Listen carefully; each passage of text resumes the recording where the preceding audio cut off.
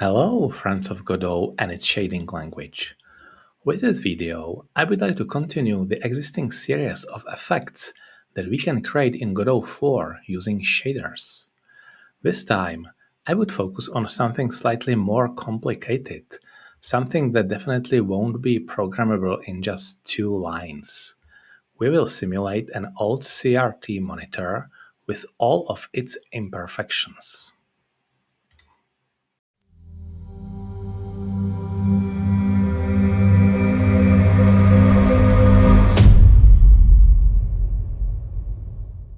I'll just briefly explain how a CRT monitor works. Its basic component is an electron gun that fires an electron beam at a specific point on the screen, which is made up of points covered by phosphor. As is well known, phosphor is a luminescent substance that emits light when hit by such an impact. All of this occurs in a vacuum tube where the beam is directed by a magnetic field to gradually illuminate all the points on the screen.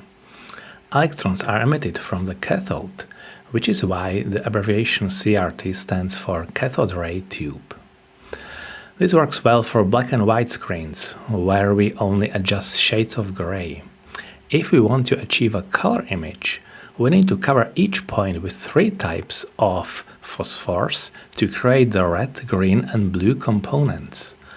One configuration for creating such combinations is vertical stripes, and that's what we'll be simulating in our shader. Enough theory, let's get to it. Because we'll be creating a screen reading shader, we need some content on the screen. I've decided to use a project in which I demonstrated the creation of a third-person controller so that we can observe the final effect in action. Of course, you can use anything, whether it's 2D or 3D.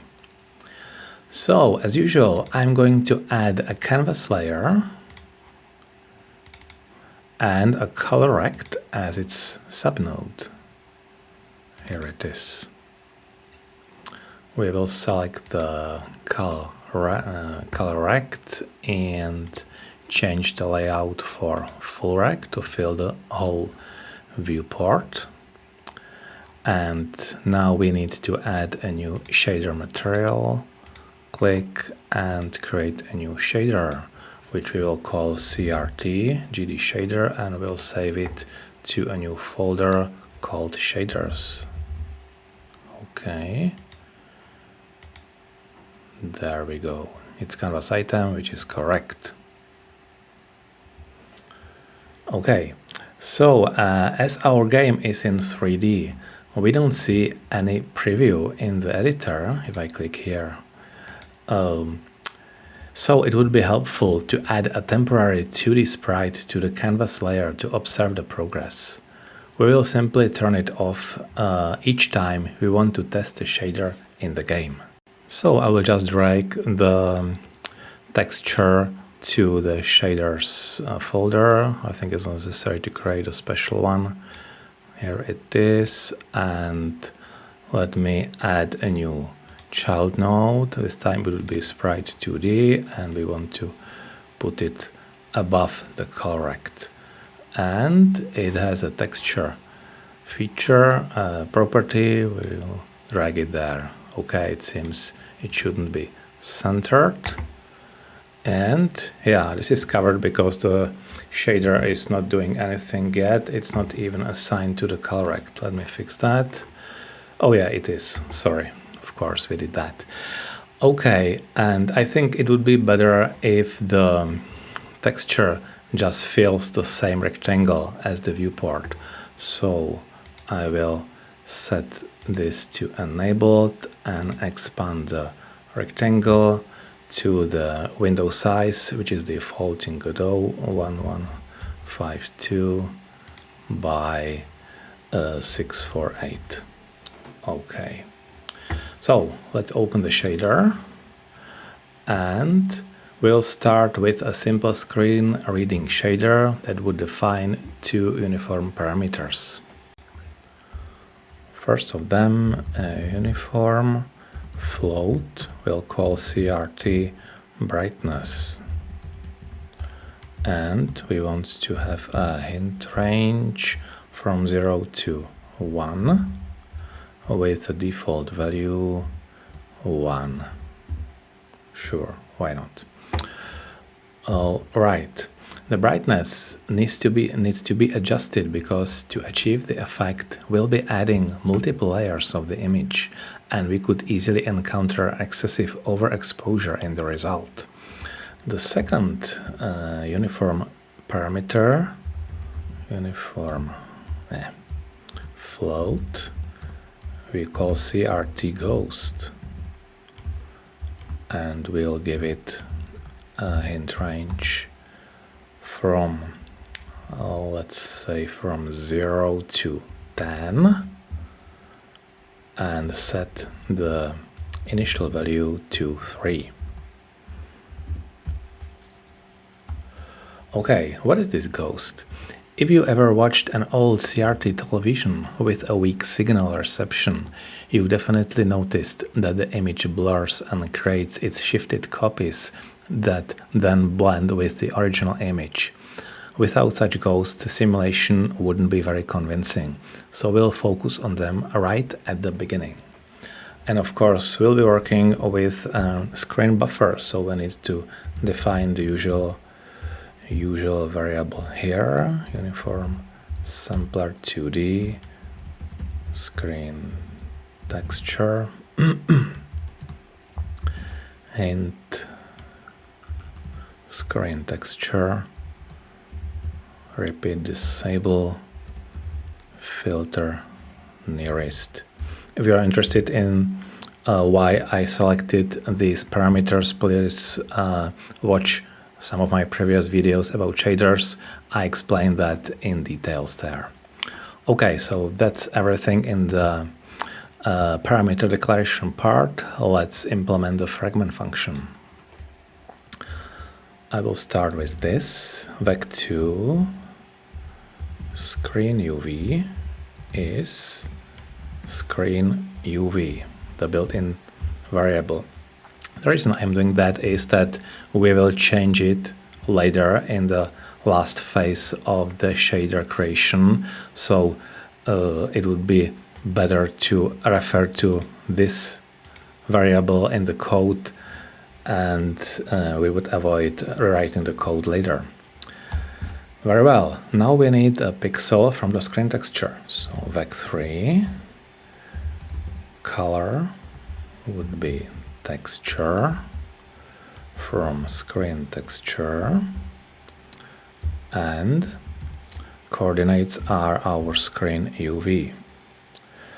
We will break it down to RGB and alpha because this effect just shouldn't have any transparent pixels. Everything will be distorted somehow, so we will later set alpha to 1 manually. And let's apply the brightness, and we will do it this way: 1 minus CRT brightness multiplied by 0.5. Thanks to this, we will have some middle value that once added multiple times to the color would result in something that is very similar to CRT monitors. So that's what we'll apply later. And now we need to apply the ghosts. So the color would be incremented by texture again, from the screen texture. And now we need to shift the coordinates. So screen UV minus vec2 screen pixel size, which is another built-in variable. It's basically the resolution or reciprocal of the resolution multiplied by our CRT ghost value. And yeah, this is the x coordinate, and the y coordinate won't change because we are working with the stripes, as I showed in the initial part of the video. Sorry, this, and again RGB component. Alright, this is one ghost. What's wrong here? Screen UV minus vector. Of course. Sorry. Screen texture. Okay, CRT ghost. It wasn't there. And that's the pixel, I think, to the left. And let's do the same with the ghost to the right. So color plus would be the same texture. And this time we will just add instead of subtracting, and yeah, that could be okay. Finally, I think that the result would be too bright because we are adding and we are doing some other operations, so we can adjust that by multiplying the result by our CRT brightness, and let's multiply that by 0.25. I think we can fine-tune it later, but with this value I had the best results as far as I remember. And finally we need to assign the rest to the color of the pixel. So the color would be vector 4, and the first three portions would be the color, vector 3, and we add the alpha value. Okay. And yes, we have the first version of our shader. This is a good start. Let me just select the color rect and we can change the shader parameters here. So for example, if I decrease the brightness, we can see it's being decreased. If I work with this ghost, they are wider or they are just turned off and it looks like the original. Great. For some use cases, this level of blurring might be sufficient, but we are aiming much higher. Let's continue by adding RGB stripes. So I'll add another uniform variable, and it will be a float with a hint range again. So let me just copy this line and paste. And this time I will call it CRT grid. And the hint range would be from 0 to 1. With the initial value 0.4. Okay, and this is the first part, so we'll be adding more things to the color. Let's just separate these two parts and start here. So float CRT grid UV, which will be basically the coordinates of the particular grid, which is closest to the coordinates of the current pixel. So we will just use modulo of screen UV x coordinate divided by a screen pixel size x coordinate, and we have 1 point and 2 ghosts. We have 3 stripes in 1 pixel, red, green, blue. So the modulo would be by 3. 3.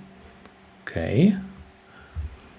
And now we want to create all RGB parts of this new point. We'll make it as a vector 3 and call it CRT grid color, and let's define the components one by one. I'll start with the red one, CRT grid color dot red equals, and we'll do a lot of clamping here because we'll be working with some operations and the results can easily fall outside the expected range 0 to 1, so I will just clamp everything or almost everything to make sure that we are still where we want to be.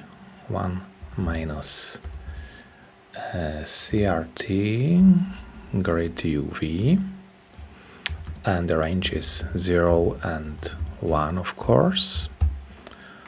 All right, let's do this. For example, you can experiment with other operations here to set the color components, but I think that it's necessary to make it more complicated than this. We'll see in the result. CRT grid color green equals, again, clamp 1 minus, and this time I think that I use this absolute value of another subtraction, 1 minus CRT grid UV. Okay, and yeah, that's all, and set the range 0 and 1.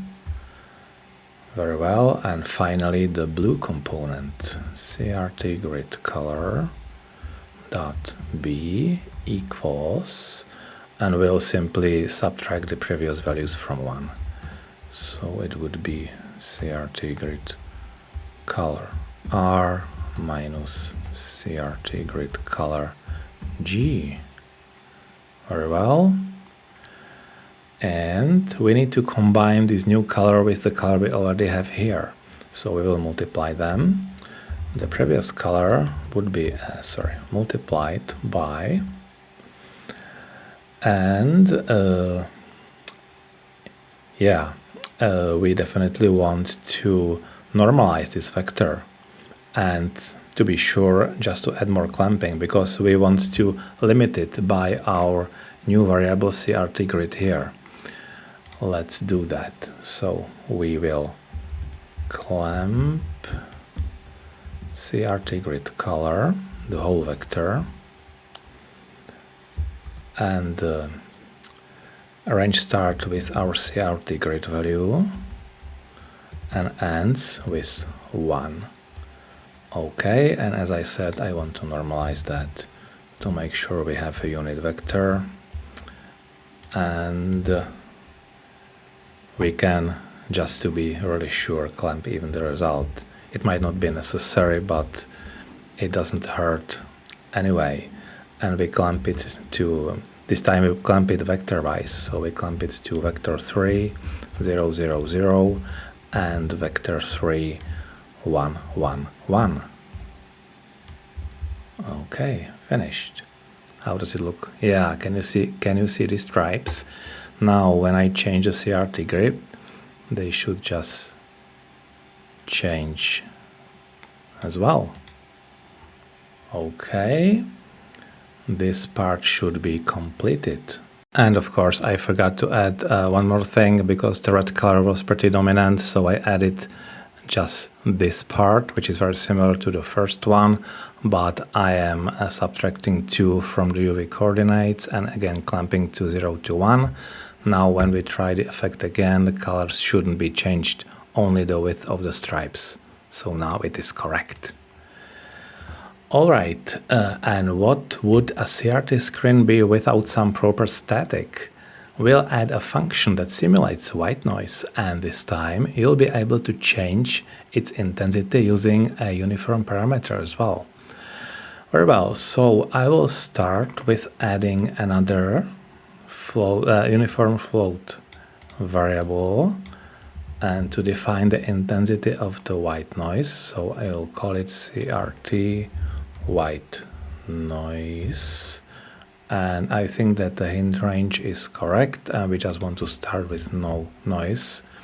So I will set the default value to 0. And we need to add another function that would give us a random number. I will first write it and then explain. So float random with parameter vec2 vec2 UV is tune fract sine dot product UV vec2 12.9998 78.233 1, 2, 3 multiplied by 758.2%. Okay, so what is this? As for the random function, it's not a true randomness, of course, but rather pseudo-random numbers. The shading language doesn't have anything like randomize or rand, so we have to use this kind of method. The constant you see here, I copied from another shader I found somewhere, probably on shadertoy.com. Point is that we are using the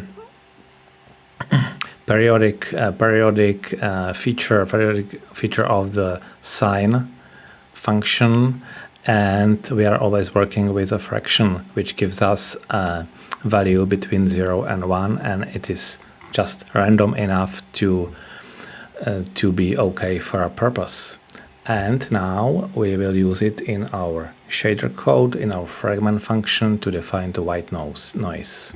We will just put it between the ghosts and the grid, so the noise is affected by the grid as well. First of all, I will just make a reference to the time variable, because the static must move. It cannot be just too static. So I will assign it to time, and at this part we will add the noise code.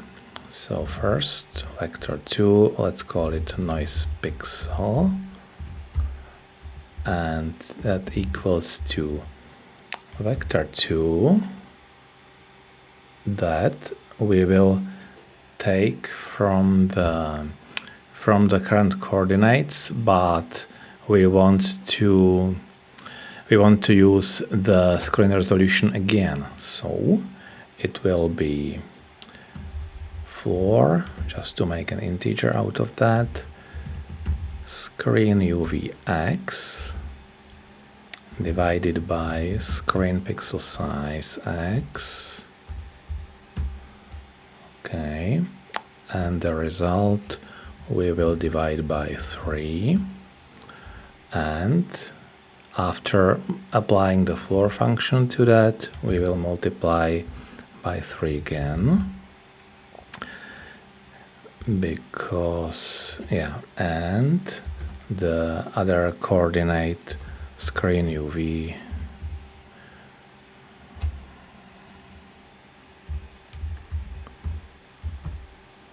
y. Okay, what did I do wrong again? Yeah, the bracket shouldn't be here. That's why the autocompletion didn't work. So we have the noise pixel, and now we want to set its shade of gray, which is exactly where we'll use our random function. So let's call it float white noise. For this pixel would be random, and the parameter, let's say set it to our noise pixel, and let's give it some pattern so it changes across the whole rectangle to make it more, to give it a more random look. Vector 2, and we'll apply sine again and use the time, because it will be changing over time, multiplied by pi, and I think we can divide it by 4. Again, this is the result of my experiments, and it looked just the best. And cosine of, again, time multiplied by pi, and this time divided by 8. Okay, and let's close it. Yeah. Is that correct? No, it's not. What's missing again? This bracket is correct. So is this one. And vector, of course, I think I need one more. Nope, damn it. Yes, of course, there was one more bracket here. Very well, now it's okay. And we need to apply this white noise to our image. And we will do it as a mix, which gives us definitely the best looking result. So I will set color as a mix. Okay, color, As I mentioned last time, the mix function in the shading language is basically the same as linear interpolation in GDScript. So we will just set the weight coefficient to define the final value based on these inputs. Vector 3, white noise, because we want to have all RGB components the same for the shades of gray, and the top value is our uniform variable CRT white noise. Okay, let's have a look. And yeah, we start at what? We start at 0, and now if I change it, can you see? Yeah, we have some kind of noise here. But how does it look? It's static, all right, but I don't like this diagonal pattern. There are some like diagonal lines. I would like to add some function to smooth out these lines. So let's get back, and I think that we can do it right here, to select a noise pixel with some more randomness here. Let's try this. Sine of the UV coordinates multiplied by pi. Pi. Okay, and change the noise again. Now that's better. There's still something like a vertical stripe in the middle. So I've been working with that, and I think that the easiest way to fix that was just to switch the coordinates of the UV here. So instead of UV XY, that's just default, we will say UV YX. And now the stripe is gone, I guess. Very well, the white noise is here. Now it finally looks like an old rusty monitor. Let's add one more enhancement. As we know, CRT monitors were convex, curved, unlike today's flat screen, so the image was slightly distorted in the corners. Simulating that won't be too difficult. Let's add one more, this time really one more only, the last one, uniform float variable, and we'll call it CRT curve, just to regulate the curve amount in the corners, and range 0, 1, and let's start with something which isn't too big. 0.05 would be okay. Fine.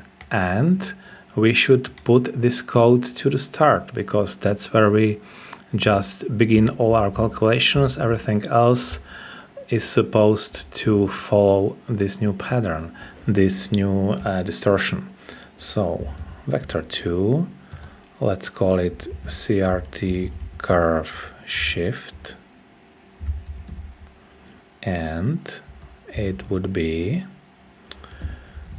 vector 2, just unit vector, and we will subtract sine of, again, UV YX, switch the coordinates, and multiplied by pi.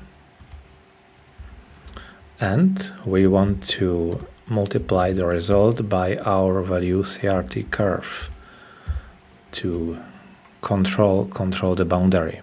This is the first thing, and we also need to define one more, vector 2, which is called CRT curve scale, and this time we will simply again use the unit vector and add our curve shift multiplied by 2. Okay, and now we finally got to what's wrong. CRT chord shift multiplied by 2, vector 2, assignment to constant. Of course. Apologize. And we finally changed this variable as we promised at the start, because we must calculate this shift and scale into that. So instead of just screen UV, we need to multiply it by CRT curve scale and subtract CRT curve shift. Let's take a look. Yeah, can you see it in these corners? And if we play with that, it's being deformed even more. It's almost extreme, or it's turned off, but let's keep just a little curvature here. That looks good. However, it would probably be better not to display pixels that are outside the curvature area. So let's add a mask to the code that will set such pixels to 0, which corresponds to black color. Okay, so let's do it here. So just like screen UV, I will redefine the UV coordinates as well. Vec2 UV in lowercase is UV in uppercase multiplied by CRT curve scale minus CRT curve shift. All right, let's just delete this line. And to calculate the CRT mask, it would be, let's say that the initial value is 0,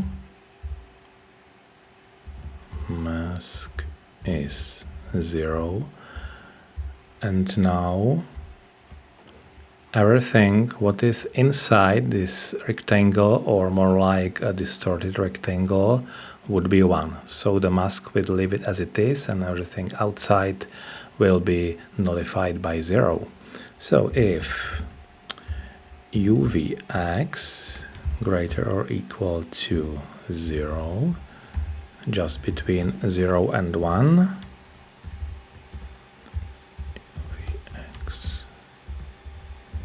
and the same for the y coordinate, UVY greater or equal to 0 and UVY less or equal to 1, then the CRT mask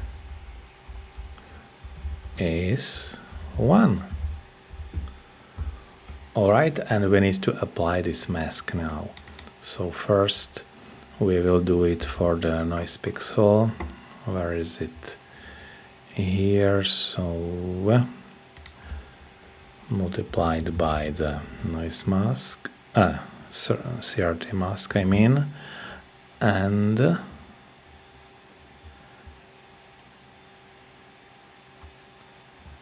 of course it should be done for this, for the normal pixel as well. CRT max color multiplied by CRT brightness by a quarter by this one. Okay, it's black, can you see it? And if I change the noise value, it's contained in this curved screen as well. By the way, if you are familiar with the shading language, you probably already know how to simplify that, because we can take advantage of casting from a boolean to float. Let me show you. Instead of this, we will just do this. Float. And here we go. Basically, if the condition is true, it will be cast to 1. If it's false, it will result as 0. Result is the same. Great. So let's turn off the sprite and start our third-person controller to see the result there. Yeah, can you see? It's perfectly CRT, distorted, ghosted, and with corners. Great. And that's all. Thank you for watching. If you come up with any ideas on how to further improve this effect, I'd love to hear your suggestions in comments. I hope you learned something new, and if you're satisfied with the result, I'd appreciate every like, subscribe, or share. Take care and see you next time.